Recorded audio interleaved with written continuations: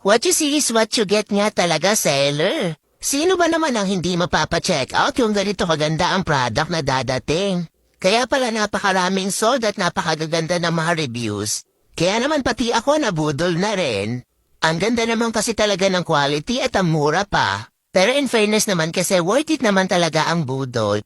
Kaya di ako papayag kung hindi ka rin magpapabudol nito. I-click mo na ang yellow basket, deserve na deserve mo to.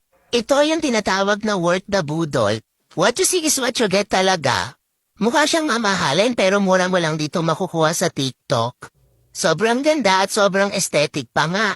Kaya naman pala lagi ito sa FYP ko. Kaya nga hindi ako papayag kung hindi ka rin magpapabudol dito. Kailangan na kailangan mo to, no? Kaya nga habang may stocks pa at mura pa yung presyo niya, ay nako, i-click mo na yung yellow basket para sa'yo talaga to.